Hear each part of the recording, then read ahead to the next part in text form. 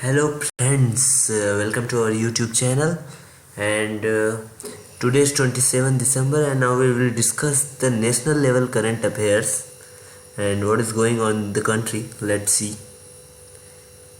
This is about me. You can contact me on Facebook and Gmail.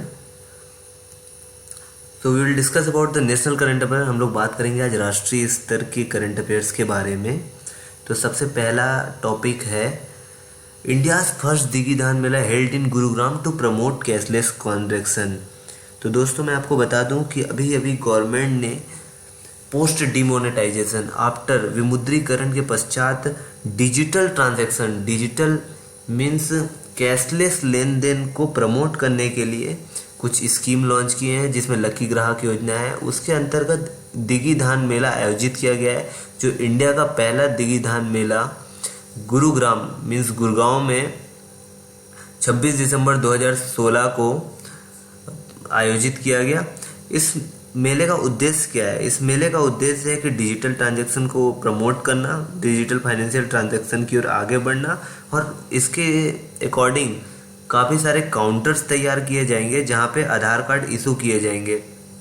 और इसके अंतर्गत इसके अलावा एक नई योजना भी लागू की गई है, लकी ग्राहक योजना, जिसमें डेली 100 दिनों तक 15,000 विजेताओं का सिलेक्शन किया जाएगा लकी ड्रॉ के माध्यम से, जिन्होंने यूपीआई और मोबाइल वॉलेट कोई भी डिजिटल ट्रांजैक्शन किया है। उनमें से 15,000 लोगों का लकी ड्रॉ बेसिस पे सिलेक्शन होगा और उन्हें 1,000 रुपये दिए जाएंगे। तो ये सिलसिला 100 दिन तक चलता रहेगा। इसी तरह कुछ वीकली प्राइजेस भी हैं।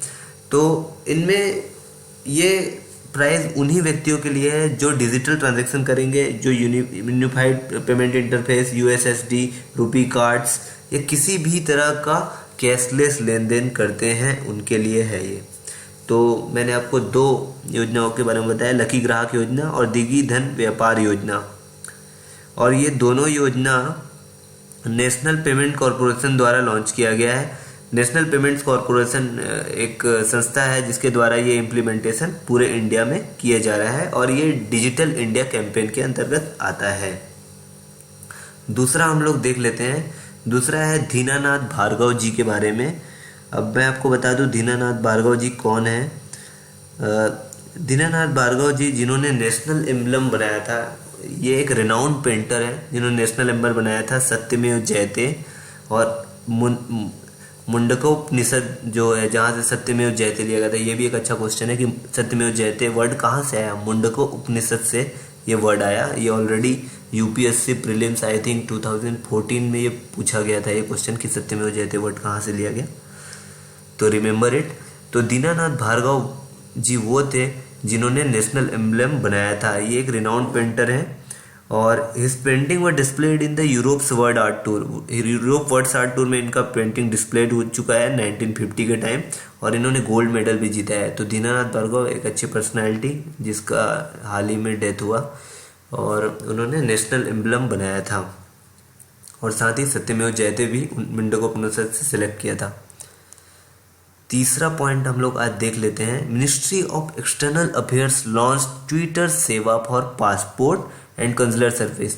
तो मिनिस्ट्री ऑफ एक्सटर्नल अफेयर्स मतलब विदेश मंत्रालय ने हाल ही में ट्विटर सेवा लॉन्च की है अपने सभी कस्टमर्स के लिए, क्योंकि पासपोर्ट इसका मुख्य उद्देश्य है पासपोर्ट और वीज़ा बनाने की जो सेवाएं हैं उसमें किसी भी प्रकार का अगर क्वेरी है कस्टमर को, तो वो ट्विटर के माध्यम से डायरेक्ट विदेश मंत्रालय संपर्क कर सकते हैं। इससे पहले रेल मंत्रालय से भी काफ़ी लोगों ने ट्विटर और फेसबुक के माध्यम से संबंध किया और उनकी समस्याएं भी का समाधान उन्हें मिला। तो इसी दिशा में विदेश मंत्रालय ने भी ट्विटर सेवा हाल ही में लॉन्च की है। अब हम लोग बढ़ लेते हैं अपने अगले न्यूज़ की ओर। अगला न्यूज़ है हमारा China to levy environmental tax to fight pollution.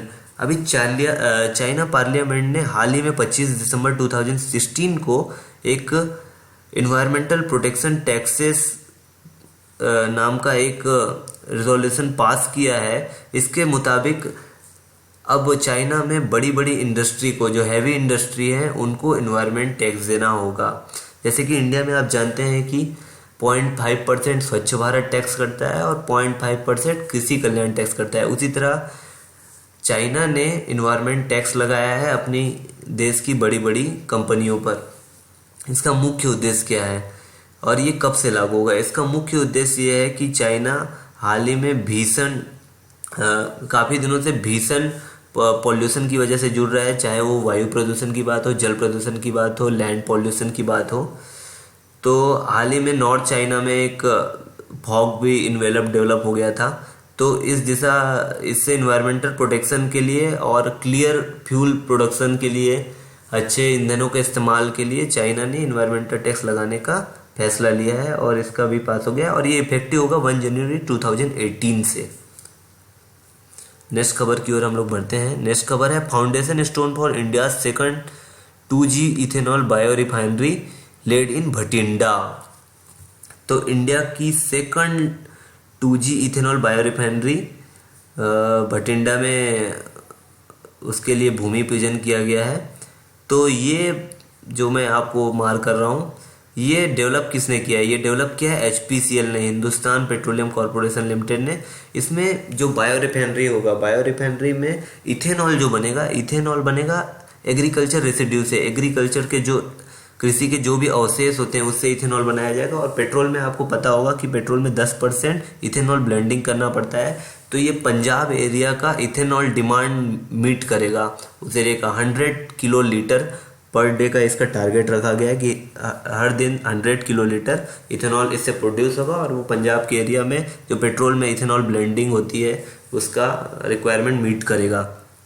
अगली खबर की ओर बढ़ते हैं। तो ICICI बैंक पहला बैंक बन गया है देश का जो वन पेमेंट प्लेटफॉर्म कंट्री में लाया है। तो इसके लिए उसने क्या किया? इसके लिए उसने EG पे ऐप लॉन्च किया है, जिसके माध्यम से आप किसी भी तरह का credit card, debit card, UPI, सभी तरह का USSD, सभी तरह का पेमेंट एक ही ऐप से कर सकते हैं। तो ये वन पेमेंट प्लेटफॉर्म लॉन्च करने वाला ICICI बैंक इंडिया का पहला बैंक है। तो अगले खबर की ओर बढ़ते हैं। अगला खबर है union government launches Aadhaar payment app too. अब आफ्टर डिमोनेटाइजेशन डिजिटल ट्रांजैक्शन की ओर सरकार ने काफ़ी कदम उठाए हैं। इसी दिशा में उसने आधार पेमेंट ऐप लॉन्च किया है। आधार पेमेंट ऐप में 2 टाइप का ऐप है, 2 साइड्स हैं उसके, एक कस्टमर फ्रंट ऐप और एक merchants front app. Customer front app मतलब ग्राहक की तरफ से क्या रहेगा रिक्वायरमेंट, ग्राहक की तरफ से सिंपल मोबाइल वॉलेट की तरह रहेगा कि आप किसी को भी पैसे ट्रांसफ़र कर सकते हैं। और मर्चेंट फ्रंट्स की तरफ से होगा कि 2 चीज़ों की उनको आवश्यकता होगी, एक तो एंड्रॉयड मोबाइल की आवश्यकता होगी और दूसरा उनका स्कैन, फिंगरप्रिंट का स्कैन। उसकी सहायता से ग्राहक और व्यापारी आपस में कैशलेस ट्रांजैक्शन कर सकते हैं। तो दोस्तों आज के लिए इतना ही। आज का वर्ड ऑफ द डे है average. Average means to shorten, मतलब दूरी को कम करना। Modern transportation average the distances.